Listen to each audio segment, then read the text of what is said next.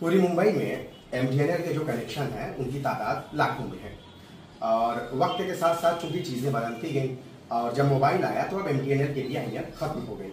लेकिन उसका क्या, जो कनेक्शन थे, अभी आज के दौर में अगर बात करें तो मुंबई जैसे इस शहर में 10 से 12 लाख जो एमटीएनएल के कनेक्शन है वो पूरी तरह से ठप हो चुके हैं, यानी बंद हो चुके हैं। वजह क्या है ये आपको नहीं मालूम। ये वजह जब मैं आपको बताऊंगा तो आप दांतों तले उंगलियां रख लेंगे। क्यों? क्योंकि एक ऐसी गैंग मुंबई में जो है सरगर्म है, एक्टिव है, जो एमटीएनएल के जमीन के अंदर बिछाए गए कॉपर के केबल जो है बड़े ही आसानी से चोरी करती है और इसे भारतीय बाजार में बेच देती है। इस कॉपर के केबल की 1 किलो की कीमत तकरीबन 1000 रुपए है और मुंबई के कई इलाकों में इस तरह से ये गैंग सरगर्म है। मुंबई के कई पुलिस थानों में मामले भी दर्ज हुए हैं, लेकिन कॉपर के इस केबल की जो चोरी है वो अभी भी थमने का नाम नहीं ले रही है। देखते हैं ये रिपोर्ट। जमीन पर चोरी और डकैती की वारदातें आम हो चुकी हैं, लेकिन इससे भी 2 हाथ आगे निकलकर जमीन के अंदर चोरों की रसाई हो चुकी है।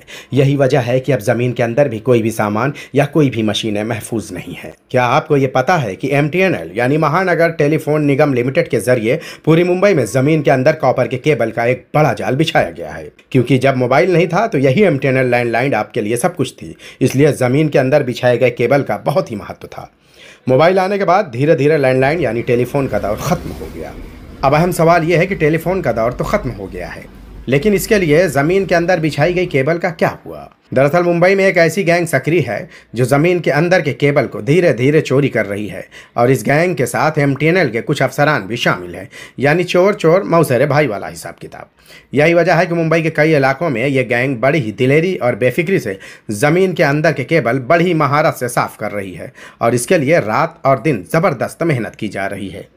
केबल चोरी करने का इनका यह तरीका भी काबिले तारीफ है। कुछ वीडियो और कुछ तस्वीरें हमारे हाथ लगी हैं, जिसे देखने के बाद आपको यकीन नहीं होगा कि आखिर इस शहर में क्या हो रहा है। ये धड़ल्ले से ज़मीन के अंदर ऐसे केबल गायब कर रहे हैं जैसे गधे के सर से सींग। इनका तरीका भी कमाल का है।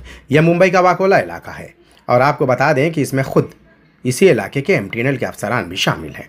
मतलब अंडरग्राउंड केबल चोरी करने वाली गैंग और एमटीएनएल के अफसरान दोनों मिले जुले हैं। आपको बता दें कि इसी साल जून के महीने में मुंबई के माटुंगा पुलिस थाने ने एक ऐसी गैंग के खिलाफ एफआईआर दर्ज की थी जो खुद को बीएमसी कर्मचारी बताकर बाबा साहेब अंबेडकर रोड से लेकर दादर टीटी सर्कल तक 200 मीटर की एमटीएनएल की कॉपर वायर चोरी करते हुए गिरफ्तार किए गए थे। हमने इस बारे में एमटीएनएल के एग्जीक्यूटिव डायरेक्टर दीपक मुखर्जी से बातचीत की। उन्होंने बताया कि हम इस चोरी से बचने के लिए बेहतर डॉक्यूमेंटेशन पर ध्यान रखते हैं और पता चलने पर एफआईआर भी दर्ज कराते हैं।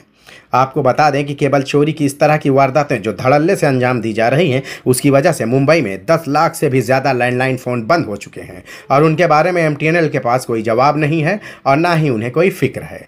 और दूसरी सबसे हैरानी की बात यह है कि मुंबई में बिछाई गई इस केबल का एमटीएनएल के पास कोई रिकॉर्ड तक नहीं है।